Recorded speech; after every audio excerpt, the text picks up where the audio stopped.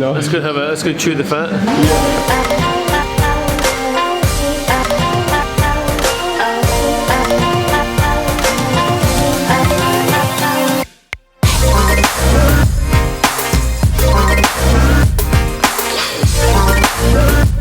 Really big businesses, big budgets, thought I was living the dream, but then came crashing down. And after I met Marty, who probably spends more time with you, the carpenter. Like I spend time with Sal. Marty and I came up here a few months after we first met, and we stayed at the Atlantic. Real posh. And we said, how amazing would it be to live up here one day? And we just kept talking like that for a couple of years, and then went, let's just do it. So we never really had that moment of, sitting down, going, can we make it work? Do we know what we're doing? Do we know what we're getting ourselves into? The conversations just evolved, and so it just happened. And in the lead up to moving up here, we both left our contracts, and Marty left his family business. I left big contract jobs in the city, and both started our own businesses and just started to, make life work for us rather than... Where were you living in Sydney? Living in North Bondi. What? So I moved up to far North Bondi, aka Far Byron, and haven't looked back. That's when I first met you. I remember you said you used to work for a sugar woman. I quit sugar. I quit sugar woman. Yeah. So when you talk about burnout, how did you know you were burnt? Because I don't know if many people know that. No, I didn't at the time. I didn't know at the time.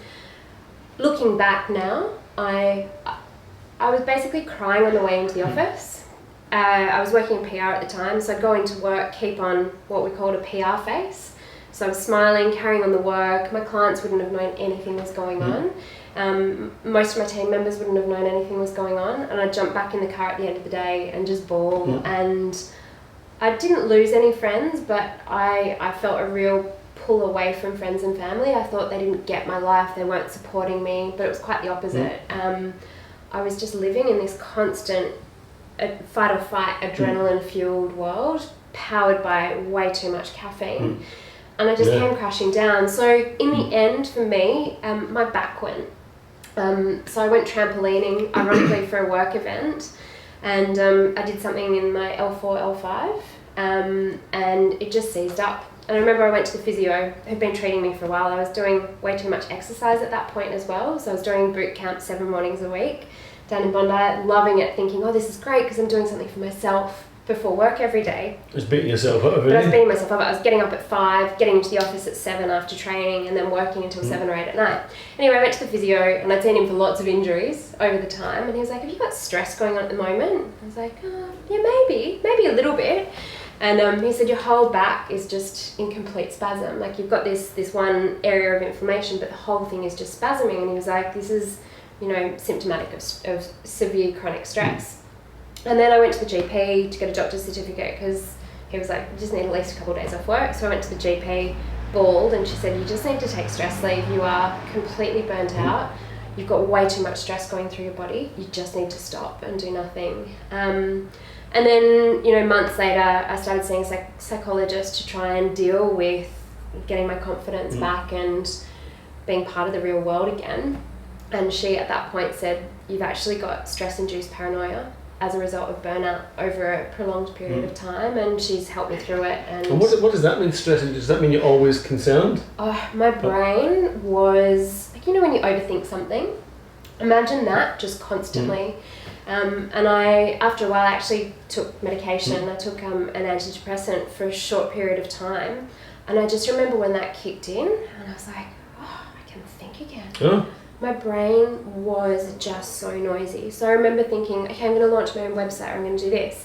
And I was just plagued with, what are they going to say about me? Yeah. What are people going to think about me? I just cared so much about what everyone thought. And it's exhausting. Yeah, fucking right it is. Yeah, so...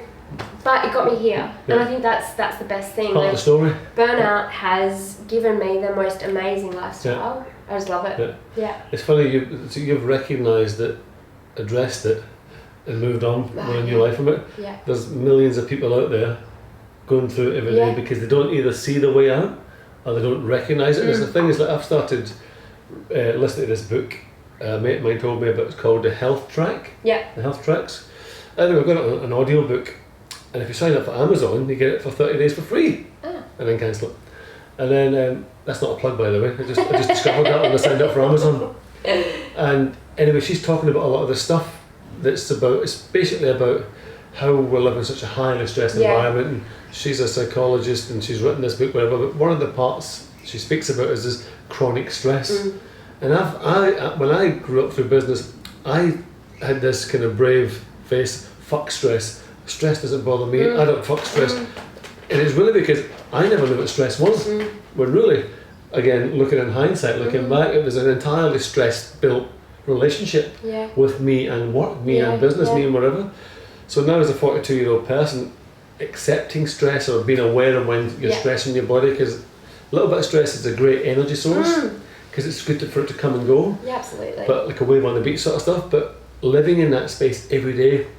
And I think that's what people always say, these things are stress is the biggest killer, stress is the biggest killer.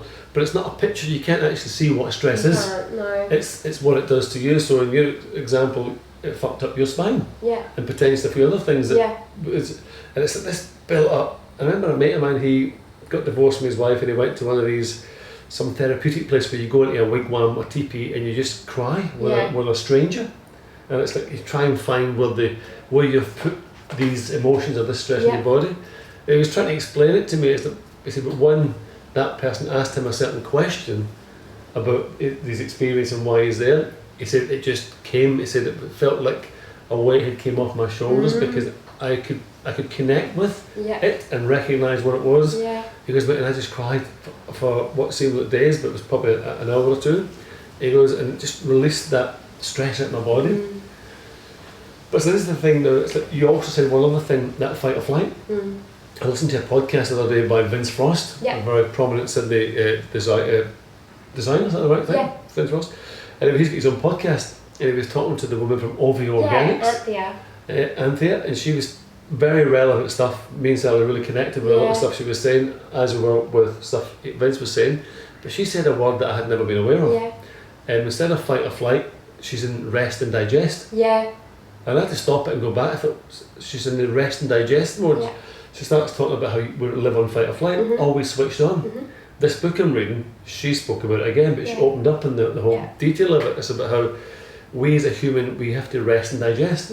And she put it in a simple form that made me understand it. She says, when a gazelle or an antelope is in the Serengeti and it sees an attacker, a lion, coming to get it, its whole body switches to flight, its nervous system goes to save me, and it just fucking runs for escape. That's all it's thinking about. And when it gets to a safe spot, it automatically just stops and starts squeezing again. She went, because they don't have this cerebral blah blah blah blah blah in the brain. She went, when it's a human mind, she went, historically what we have in our body is, if that happened to us, and we have to run, we're in fight or flight, we stay in fight. Because we reprocess what happened, we analyse how that happened, we ruminate the thought over and over and over and over and over again, and we never actually allow ourselves to rest and digest.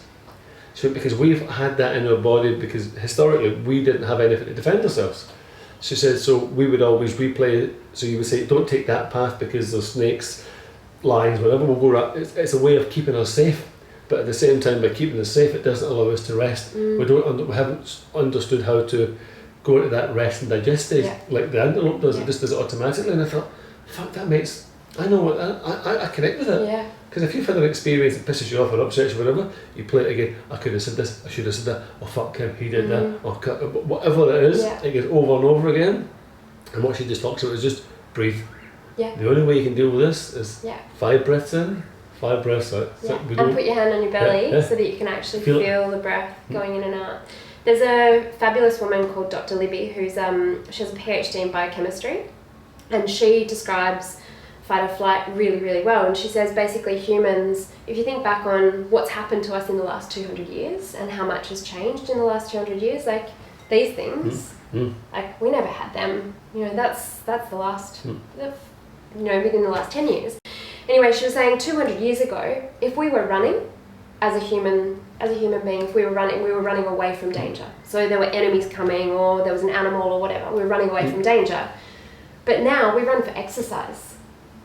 And our bodies haven't, our biochemistry hasn't caught up. So our bodies don't recognise that that's exercise and not danger anymore. Not fear. So in women, quite often when women are experiencing stress, they put on weight, particularly around here, because you're protecting your fat stores because they think, okay, there's danger, so you might not get food for a while. So, okay, we need to conserve. Women's reproductive systems turn down because if you're in danger, you definitely don't want to produce a human in a dangerous situation. So it's absolutely fascinating. Yeah. About it's amazing. But that's why yoga and meditation are so important, because that rest or digest is also called the parasympathetic nervous system, and that is activated when you breathe deeply and when you're in that that's the word that woman used, the safe, calm environment where you really connect with the breath. It's funny because for me, I've always liked high intensity stuff. Yeah. High energy, because I get angry if I don't exercise. Yeah. But really, I can find the same now level of peace by doing fuck all, or close to fuck all, just sitting. Yeah. It's not easy because your mind's like, going to this, should do that, who did that, you're being lazy, you start judging yourself, you go through all these internal dialogue, when really you do it to yourself, and that's the worst part. It's like, it is. We are our own worst critics, we beat ourselves up mentally for no other reason, because you've let the mind go on away, you got to rein it back in, either whether it's through changing the way you think or breathing and just diffusing the baggage that you put on those thoughts. So it's just a thought, it's not a feeling or describing. I'm not a big fan of flying unless it's a big flight. If it's like to go to Europe, I don't give a fuck because I'm thinking about the journey, whereas like a little flight from, let's say, Sydney to Ballina or whatever, they kind of concern me, all the wobbles and all that sort of shit. And I learned this little tactic the other day, and I did it. So I flew Melbourne to Gold Coast to Melbourne, and the whole week leading up to it, the flight, it's 2 hours, wait, we do for 2 hours, oh my god, what happens if all this stuff goes through my mind, but it's never going to stop me flying, ever. So normally I would just fight it, and it never happened. This happened after we lost our son. This is a byproduct of stress related anxiety, whatever it was called, whatever, from Lockheed Island, and how it came out on me as a fear of enclosed spaces. Like a lift if it sticks, or going into a tunnel. Like so interesting. When I don't mind a tunnel when it's flowing, but it's stuck in a tunnel, part of my mind's like, get out, run, there's the exit. The other one said, shut the fuck up, sit there, run, and you get through this turmoil. And anyway, this period was I learned in this little book I've been reading, said start describing the emotions. So I go on the flight, I got my little journal. So what me and Dylan were talking about journaling, like expressing stuff, just because technology's great, but pen and paper is the fucking best medicine you can ever fucking have. So as the palms start to get sweaty, my heart starts racing, and I start describing. I start describing everything I'm feeling, and automatically my body goes from this heightened, anxious state to calm, control. I mean, I'm writing fast because my mind's still a bit trying to go fast, but I write maybe 13 lines in a small journal, and after that I'm done, I'm fine.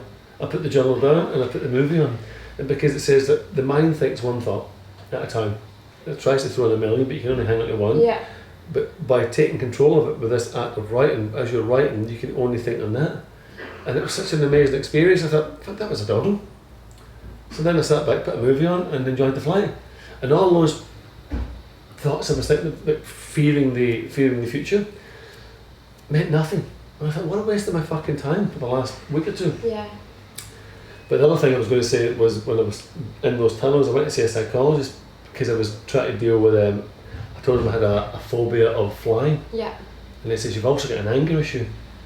He said, but your anger is part of who you are. Anger's part of you.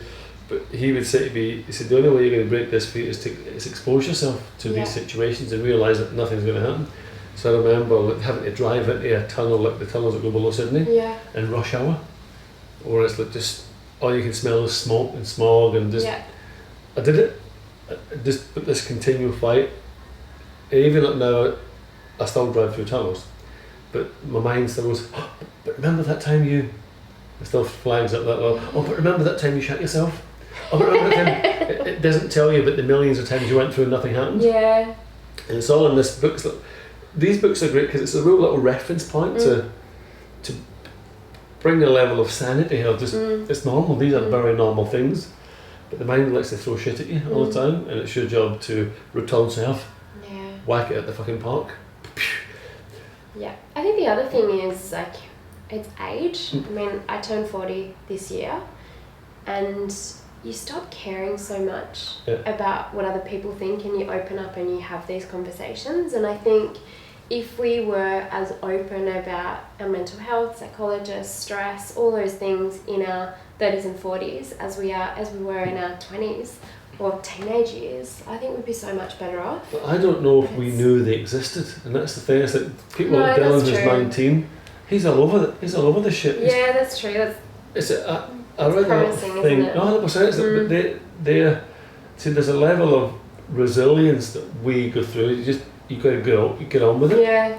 But nobody really tells you that there's a GP and there's all these other specialists. Yeah. No one knows it, and it's a bit like I read something once in a psychology book that says when the student's ready, the teacher appears. And it's kind of where as you make your way through your mid-30s and you start to look at your life, you're actually looking at all these things that are around you. Like there is meditation, there's psychologists, there's scientific, there's a whole range of people who focus on that part of the mind, because in those younger years you're so image driven. I'm going to go to the gym, I'm going to do this, I'm going to wear that, I'm going to do this. You're failing to work on the thing that we should be working on, which is really all that matters, because this takes care of all the rest of it. Whereas the young team, what are you, Gen Z? 19 years old? Yeah, I don't know. They're all over this. Baby Gen? I don't know. There's so much information available for these guys now. It's like, whether it's through, which is good and bad. Yeah. Where do they put the filter in it? You've got to learn filters at their age. Yeah. What am I going to believe? What's a lot of shit? But to know that there's a whole range of like well-being, is that I always said that I used to have this discussion with Alex at school. It's that I didn't need to know about the pyramids. I don't give a fuck about pyramids. And geography, really? Why did it teach us how to maintain ourselves? But why was that never part of the thing? But it was way beyond what was required back in those days. I was still thinking, just teach them to write and count and read, and we'll get them a fucking job in the factory. Whereas now it's like, there's mindfulness in schools. Schools are getting yoga. We had yoga when I was at school. Did you? That's I never got that. Ago. You were well advanced. I never heard of yoga. If somebody said yoga to me in Glasgow, I would have thought they meant like yogurt. Yeah. Like food. Because yoga I discovered in Australia with Sally. She got me into it because my mind races. I'm always thinking about business and opportunity. And that's what I like. But sometimes you want it to shut the fuck up. Yeah. So I've had to learn the skills to tell it to shut the fuck up. Or maybe not shut the fuck up, but just I tell my sensitivity off. So it can still keep its rhetoric around. And it said 60,000 thoughts a day or 90,000 thoughts a day, that's what we have. Yeah. And 60% of those thoughts were the same thoughts we had yesterday. So you can't actually stop it thinking. Yeah. But you can condition it to bring through the stuff you want. And along every time, sometimes you get a black thought. You know, the shit thoughts, they come along, let them go. And that's when you know you're winning, when you can desensitize yourself to those thoughts that carry a pre-existing experience that wasn't positive. Because without having that negative experience, it's called, I'm not going to say negative, without having that experience of growth, you would never have got to the stage where you are. Oh, absolutely. And I think that these are all wonderful things. You've got to go through these periods. Yeah. So, katiegraham.com.au, the new Katie, the Byron Bay Katie, the Katie that's not burnt out and doing yoga and Pilates 3 times a day. Don't you think it's funny that sometimes people go from one extreme to the other? People give something up but then take up fucking some extremist running or extremist swimming or extremist triathlons. I did that extremely with yoga. Even did my yoga teacher training after burnout. But yeah, I'm way more balanced these days. But Nanny said to me yesterday, she said, I'm doing a 30-day yoga challenge. And I thought, I think you got it all wrong. I don't think the yogis wanted you to do a 30-day yoga challenge. I think they wanted you to embrace it, should you choose to, and enjoy it. And it's not about a 30-day challenge. It's not a fucking boot camp. No. I said, it's just the words have such meaning. Yeah. And again, so now you may be, she's 22, 23, but she's in it. She's going to go and do this 30-day. Good on her. And she gets so much benefit out of it as well. Yeah. You really start to, when you do it in an intense period, which I did in my teacher training, I think it was 14 days in a row or something, And you start to be able to take it off the mat and into your life. And I think that's, to me, that's what yoga is. Yeah. And it happens gradually and subconsciously. Yeah. You don't realise it until you find yourself on the level of Can most days. You're like, this stuff's fucking working. Yeah. I remember once me and Sally went to, do you remember the woman called Swami Sarasvati? No. She was on Channel 10, she was a yogi in Australia in the 80s on the TV. We never knew that. We just went to this yoga camp in North Sydney, somewhere, North Sydney, North Shore. And anyway, it turned out to be this lady. And I remember every day she would get us to go and walk on stones, barefooted, walk in circles, like 10 times. My feet are really soft. But by the end of it, you were on fire.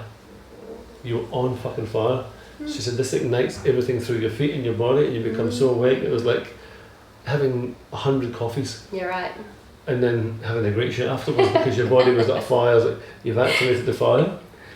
And then she used to say, so you think too much, and you thought, so I can see you eat fast, everything you do is fast, to go and do what? She went, where are you going? To do what? Why don't you slow down and enjoy your food and chew your food and think? And she used to get me to walk to like a tree in the middle of the, not too far, maybe 10 metres away. But she said, I want you to take 5 minutes to walk to that tree. So really small, very tiny fucking footstep. Oh, the first time it was so frustrating because the tree seemed to be getting further away and not closer. And I kept saying to myself, well, I'm only rushing to get to the tree, why to do it again? So it was just, again, this dialogue of push, get, push, just slowly. And all these small things that she did, and just by pure observing, it's like that small act of, whatever it was called, slow walking, I'm sure there's a technical word. Mindful walking. Mindful walking. It was just such a, to take that into other parts of my life. Yeah. And that's what happens. I don't have to rush, because I was always like, I want to build my business tomorrow. I want to get fucking $100 million. I want this to do that, and I'm going to do that to everyone that doubted me. And I said, I don't want to do that anymore. I want to do that to the people that doubted me. I want to send out the right message of hope, love, compassion, and support. I want them to do it. Whereas I had a lot of anger, and I was ego and entrepreneurial, but for self, very self-driven. But as you kind of get older, you learn a few other tricks and tools for a bit level like canvas in your life. You actually turn that around. You can use the same energies, but just in a much more positive way. So I was going to say something else. I had Katie Graham. So katiegraham.com.au. What do you do? Well, I'm a strategist, which means problem solver. But I think what I actually help people with now, I help small business owners. And small business means so many different things. It can mean you're quite a big small business, but I think we're now classed as a medium. Oh, medium. Okay, amazing. Don't know when we get that award, but I help founders from one-man startups through to bigger businesses like yours. That's the fun stuff. To find headspace. Because I didn't have it in Sydney. Yeah. And what happens when you don't have headspace and you're highly stressed is you overcomplicate things. And so you're constantly focusing on things when they're urgent. And you're rushing, constantly rushing, constantly trying to do things, and you don't do a good job. I remember I would write photography briefs, and you'll laugh at this, Dylan. I'd write photography briefs for something tiny that were 12 pages long. A 12-page photography brief. Like, a photographer's not going to be able to inject any ounce of creativity into a brief like that. They're going to be like this the whole time, like ticking everything off the brief. Whereas now I'll say to someone, okay, just go shoot Farmer Joe. Imagine you're shooting for Broadsheet and go shoot for them. And it's a way better brief for a photographer. You get far better results. And I think I help people apply that to their business because often we think we need to say yes to everything. But in actual fact, we need to know what to say no to so that we can really focus on the right yes opportunities. And I know we've spoken about, this notion of the slow movement. And I've been very curious about the slow movement in business.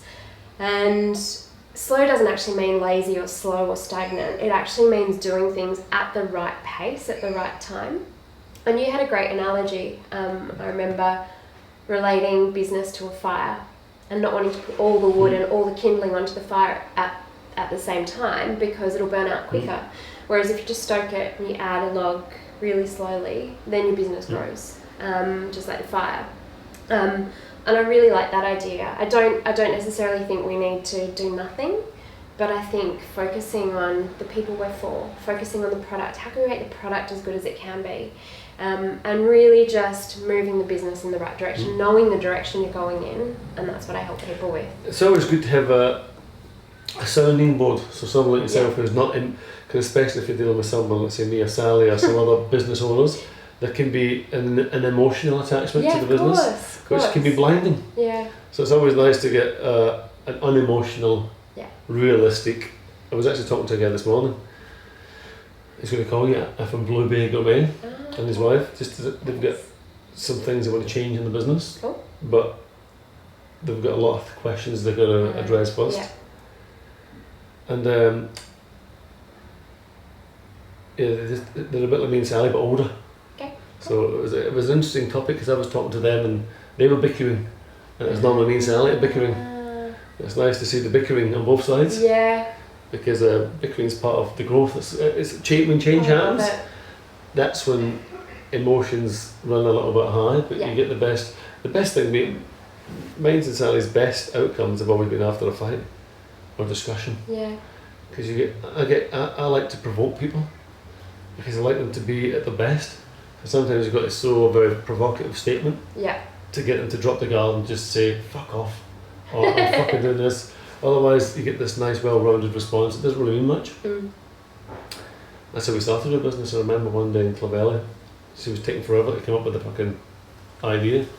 And I just said, fuck this, I'm fucking doing this. I'm going to launch this business myself tomorrow. And she went, no, fuck you, this is my business, my fucking idea. And she fought back. And that was it. That was the moment Farmer Joe was born. Yeah. But it's just, you look back at some of the things that you did, you think, fuck Christ, did we say that? Did we do that? How did we fucking do that? How did we get by with no money? So what's next for katiegraham.com.au? Are you going to stay as you are, or you want to grow a business? Are you going to keep small, manageable chunks? Small, manageable chunks. I started listening to a really interesting book called Company of One by Paul Jarvis. And he's not saying everyone has to be a company of one, but it's more of an approach, a philosophy. And he was talking a lot about being better, not bigger. Yeah. And I'm just exploring how I can be better and not bigger in my own business. But at the same time, I do want to keep growing and developing, and I want to be helping businesses solve interesting problems. Yeah. Small is good. Small is good. Not having to rely on other people. And something that your wife has really instilled in me is focusing on profit, because you can stay the same size, same revenue, but focus on increasing your profit by decreasing costs and improving productivity, and you can grow that way. So growth doesn't always have to be, okay, let's grow revenue as much as we can, let's grow our team, let's Paul calls this blind growth, where you just chase. You're just constantly chasing. I told you, it's not fucking there. I definitely want to grow, and as a person I want to grow. I'm actually doing my yin yoga teacher training this year. I'll have to do that. Because I'm fascinated by slow, just this idea of slow, and I'm sure I'll get a lot out of that. That must be why I've got to do it, to slow things down. So I've done my Ayurvedic dosha, and I'm a Vita Pitta. Vita Pitta, okay. And yin's my thing. Yeah, I'm a Vata Pitta as well. When I used to have a corporate job, as I call a proper job, I always remember that every year we've got to do more, we need 5% growth this year, 5% more. Like, where's this shit going to come from? You're not the only one selling fucking tomato sauce. And for what purpose? And it's at this blind, we've got to push this to get this. It's misguided drive for what? For fucking what? For what? So the CEO gets his payout and everyone sits there to get the fucking long service leave. I never quite got it.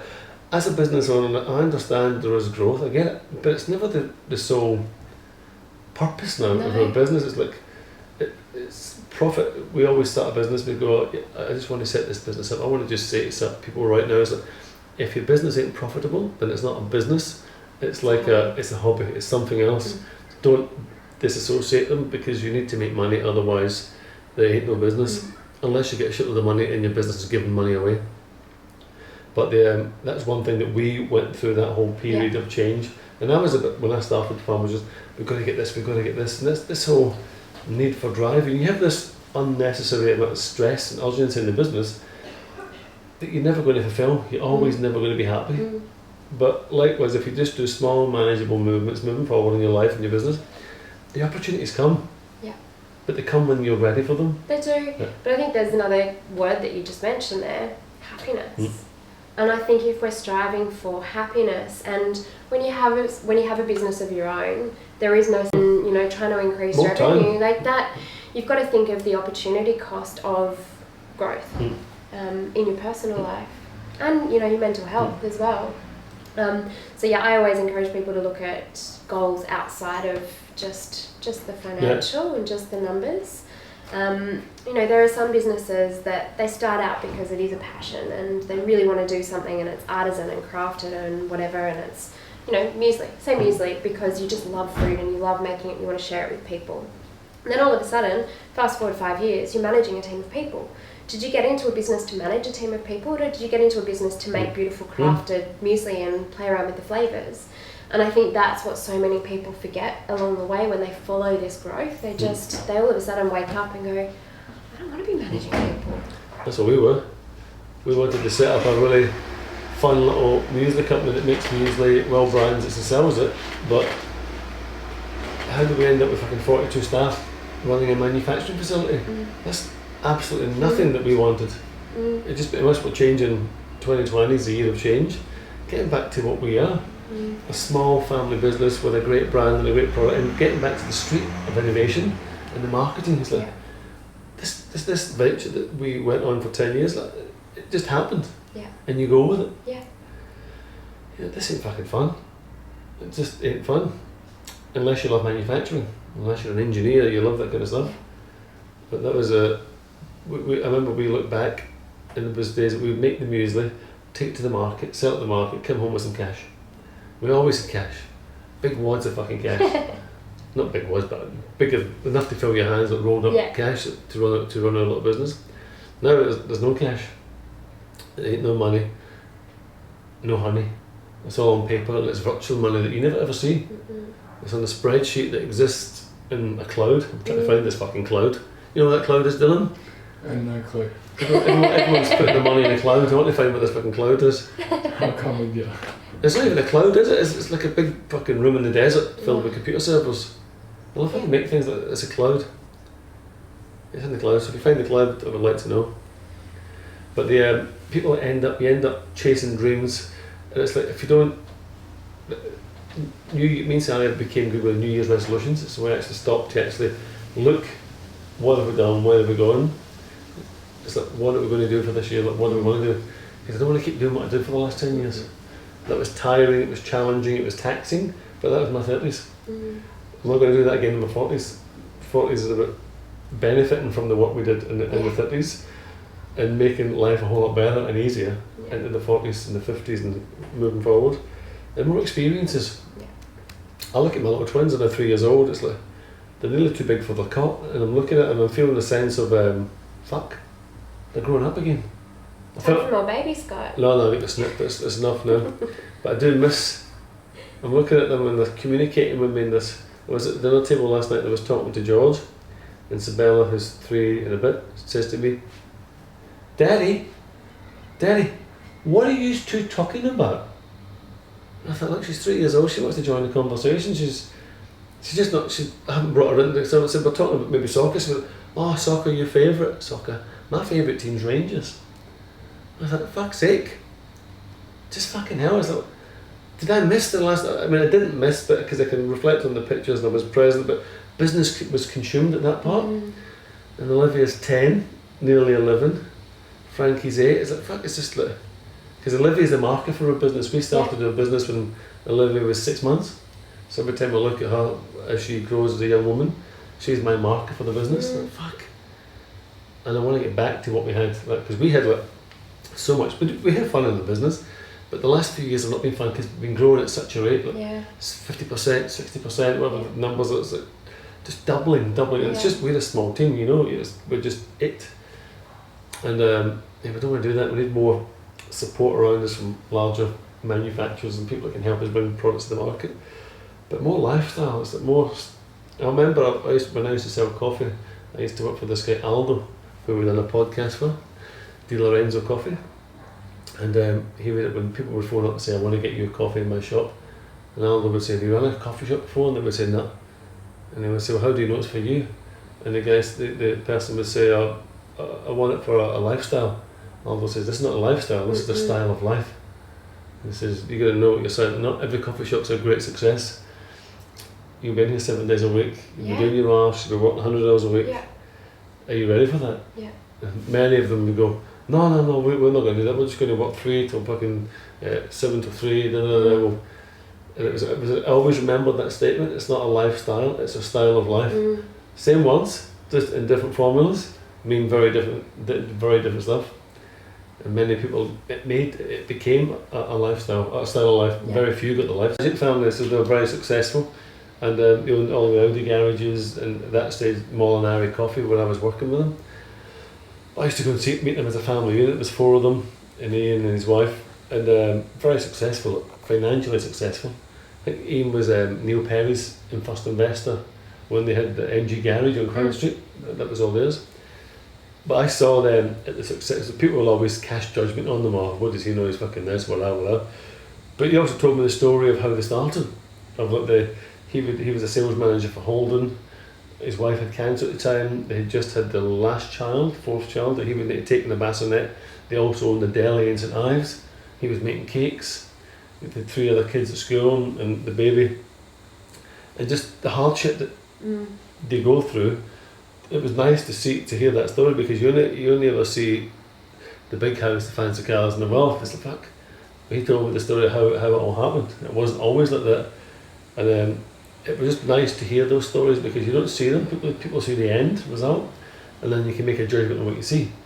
But if you actually dig a little deeper and you get to see where it came from, there's a whole lot more to see, which is quite nice. Yeah, that's one of the most rewarding parts of my business, because it is quite. I work with founders in a really intimate setting on this couch.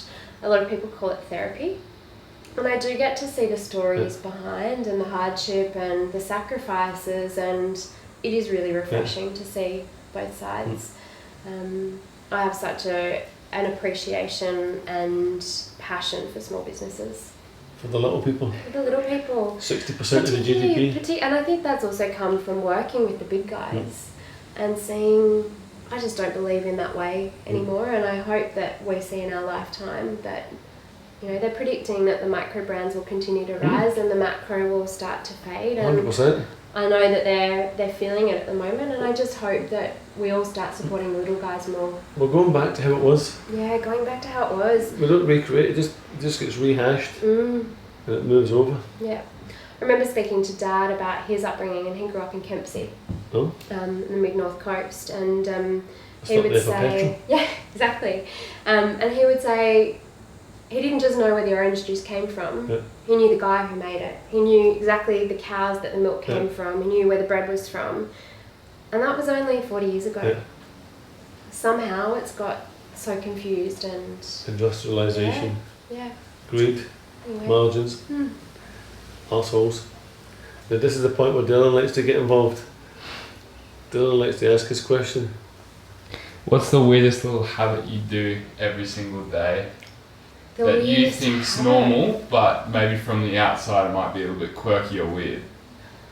I don't know about every day, but every week. Yeah, every week. I have a weird one. And I can't finish work on a Friday. I'm a Virgo as well, but I can't finish work on a Friday without writing my to-do list for the next week. I write a weekly to-do list, and I just can't go to the pub, can't do anything until I've written that list, because then I switch off my brain for the weekend, and I know exactly on a Monday morning, I come in and I know what I need to do. Amazing. Yeah. Did you do the same? It's weird. Sorry? Did you do the same? No. You started journaling? Sorry? You've started journaling? Yeah, but I can't plan the next week out. Yeah. Every day is just so different. Yeah. Changes. Unless you're a Virgo. I don't plan every single day, but I know what I need to achieve in the week. Yeah. Just so that I don't have, that feeling of like, over the weekend. I just don't want that. Yeah. No, it's smart. Yeah. It's definitely smart. Give them a you. You! Give them a hashtag. Hashtag Katie.